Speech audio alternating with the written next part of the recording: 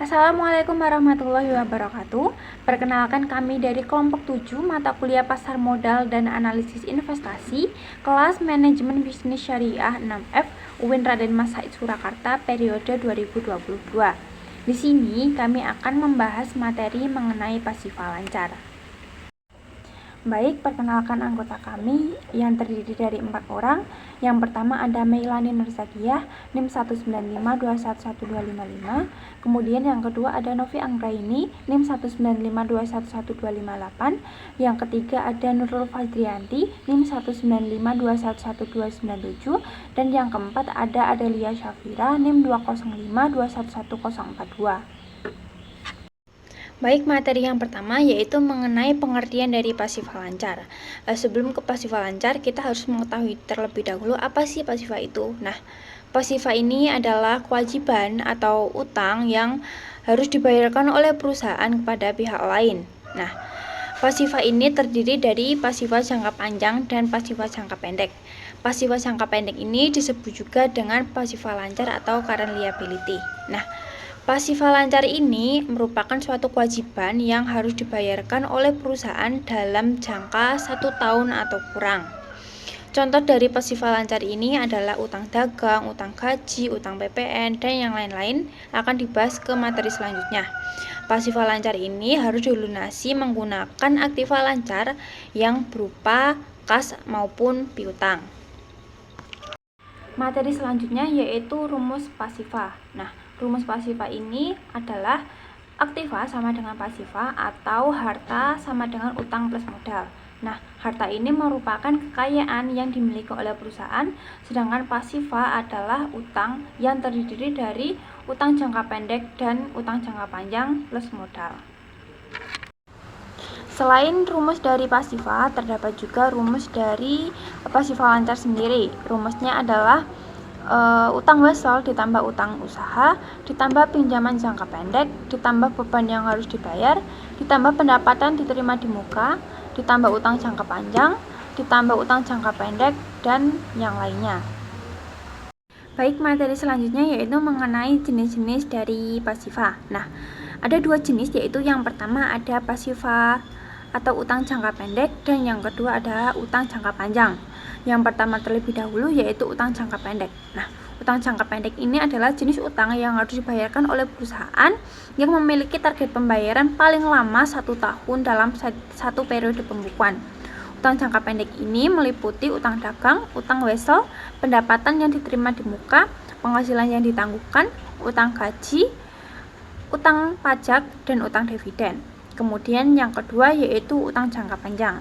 Utang jangka panjang ini adalah jenis utang yang harus dibayarkan oleh perusahaan yang memiliki waktu lebih lama, yaitu biasanya lebih dari 1 tahun. Utang jangka panjang ini meliputi utang bank, utang hipotek, dan juga utang obligasi. Materi selanjutnya adalah jenis-jenis pasifa lancar. Yang pertama, utang dagang. Hutang dagang adalah hutang yang timbul karena aktivitas utama sebuah perusahaan seperti pembelian secara kredit. Hutang ini kemudian dicatat saat hak beralih kepada pembeli. Yang kedua adalah utang wesel, yaitu janji tertulis untuk membayar sejumlah uang pada tanggal yang sudah ditentukan.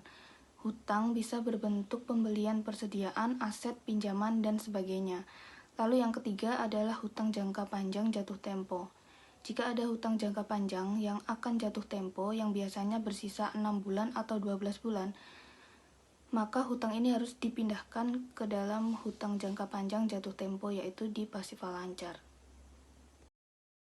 Jenis pasifa lancar selanjutnya adalah hutang dividen. Hutang dividen adalah hutang imbal hasil dari modal pemegang saham. Persyaratan hanya untuk dividen tunai dan dicatat saat pengumuman dividen setelah RUPS. Kemudian ada pendapatan diterima di muka. Pendapatan yang sudah diterima namun jasanya belum diberikan. Contohnya seperti perusahaan iklan, hotel, biro perjalanan, dan lainnya. Kemudian ada hutang pajak.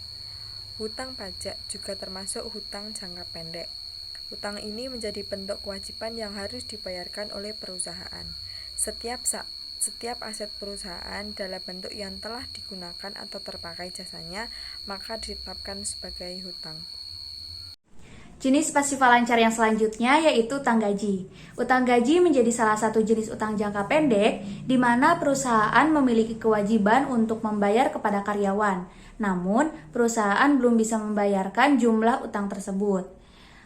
Jenis pasifa lancar selanjutnya yaitu beban yang harus dibayarkan. Beban yang perlu dibayarkan merupakan jenis utang jangka pendek dan statusnya belum bisa dibayarkan secara lunas di periode waktu akuntansi tertentu.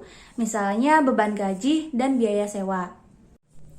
Jenis pasifa lancar yang selanjutnya yaitu penghasilan yang harus ditangguhkan. Penghasilan yang ditangguhkan berupa kontraprestasi jasa perusahaan terhadap pihak ketiga. Penghasilan ini belum sepenuhnya menjadi hak perusahaan, walaupun perusahaan sudah menerima pembayarannya, jadi kondisi ini disebut utang. Nah, berikut ini contoh pasifa lancar dalam laporan keuangan PT Garuda Food Putra Putri Jaya Tbk tahun 2020, di mana di situ tertera bahwa total utang lancarnya itu senilai 1,3 triliun rupiah. Sekian presentasi dari kelompok 7 mengenai pasifa lancar. Semoga dapat bermanfaat. Wassalamualaikum warahmatullahi wabarakatuh.